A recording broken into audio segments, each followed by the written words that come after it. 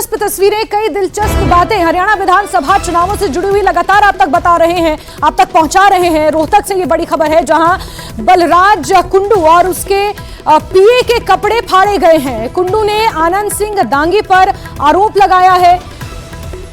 Medina गांव के booth number 134 की घटना बताई जा रही है। बलराज कुंडू ने खुद आनंद सिंह दांगी पर आरोप लगाया है और ये तस्वीरें देखिए झड़प की सामने आई हैं।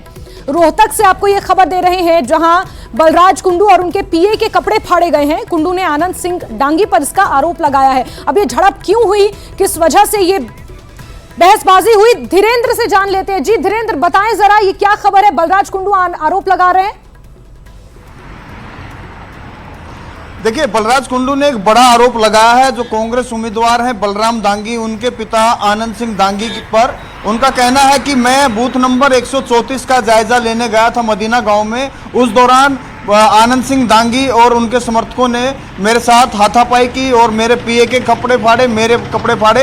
ये बलराज कुंडू का आरोप है। हालांकि हम इसकी पुष्टि नहीं करते, लेकिन जो वीडियो आए हैं उससे ये जरूर साबित होता है कि दोनों पक्षों के बीच तनातनी बनी थी। हालांकि बीच में कुछ सुरक्षा गार्ड्स भी पहुंच गए थे और माहौल को शांत कर दिया गया था। लेकिन उसके बाद बलराज कुंडू की तरफ से एक वीडियो जारी की गई है जिसमें कहा गया कि उनके पीए विजय के कपड़े फाड़े गए और मेरे भी कपड़े फाड़े गए। और ये सीधे तौर पर आरोप जो कांग्रेस प्रत्याशी बलराम दांगी हैं उनके पिता आनंद सिंह दांगी पर लगाया गया है। हम फिर से अपने दर्शकों को बता दें कि न्यूज़ 18 इसकी पुष्टि नहीं करता कि बलराज कुंडू के कपड़े आनंद सिंह दांगी या उसके समर्थकों ने फाड़े हैं। हालांकि कुछ भी हो सकता है, लेकिन हमारे सामने की ये घटना नहीं है। एक वीडियो जरूर आई है और उसमें ये आरोप लगा है। और बलराज कुंडू ने धीरेन्द्र, आप रुके रहिए हमारे साथ। बलराज कुंडू इस वक्त खुद हमारे साथ फोन लाइन पर जुड़ चुके हैं। बलराज कुंडू जी, बताएंगे क्या हुआ आपके साथ?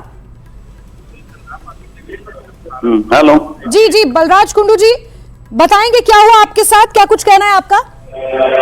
आज सुबह से ही मदीना में खबर आई मेरे पास, उसके जी जी दांगी के लोग वहां पे गुंडागर्दी करने उतारू थे।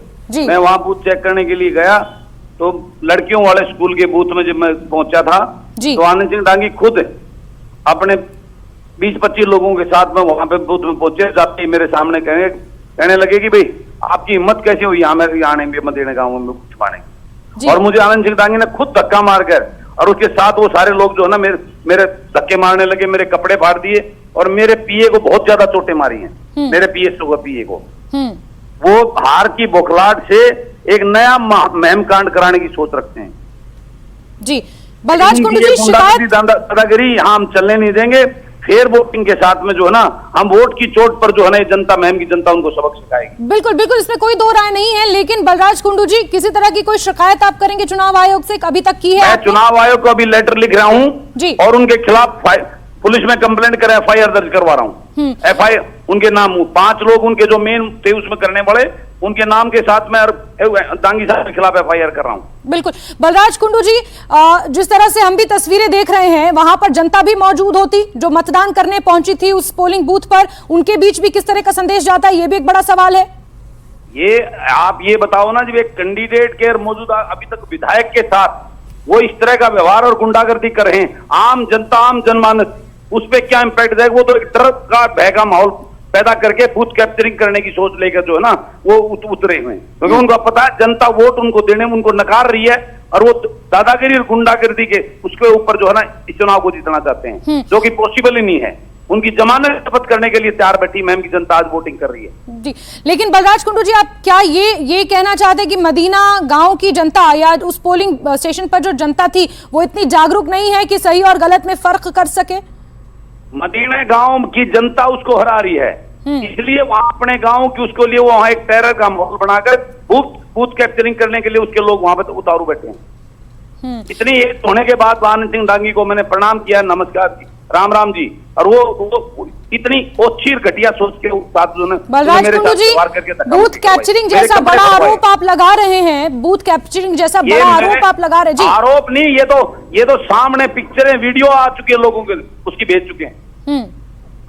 जी जी बलराज कुंडू जी, साथ ही बात, ठीक है, तो बलराज कुंडू जी से बात हो रही थी जिनके साथ ही गहमा गहमी यहाँ पर हुई, धक्का मुक्की हुई, उन्होंने आरोप लगाया है दांगी के ऊपर कि उनके साथ किस तरह से आनंद डांगी ने हमला बोला। बाकायदा उन्होंने जब वो उस मदीना बूथ पर पहुंचे थे, मदीना गांव के बूथ नंबर 134 पर पहुंचे थे, उन्होंने आनंद डांगी को पहले प्रणाम किया, लेकिन उनका प्रणाम स्वीकार ना करते हुए उनके साथ इस तरह की यहां पर हरकत की गई, उनके पीएसओ के कपड़े फाड़े गए, ये आरोप उन्होंने लगाया। आपको बता दें कि मौजूदा समय में जिस तरह से विधायक हैं बलराज कुंडू, और आरोप वो शुरू से ही लगाते आए हैं, इससे पहले तक उनकी रैलियों में भी अगर देखें, उनके चुनाव प्रचार में भी अगर देखा जाए तो डांगी पिता पुत्र पर वो लगातार निशाना साधते आए हैं। तो कहीं ना कहीं क्योंकि आज आखिरी दिन है और जिस तरह की तस्वीरें यहां पर देखने को मिल रही है, हालांकि इससे ठीक पहले मैं बात कर रही थी कि सुरक्षा व्यवस्था को लेकर, लेकिन अब सुरक्षा व्यवस्था कहीं ना कहीं सवालों के घेरे में आ जाती है जब इस तरह की तस्वीरें, इस तरह की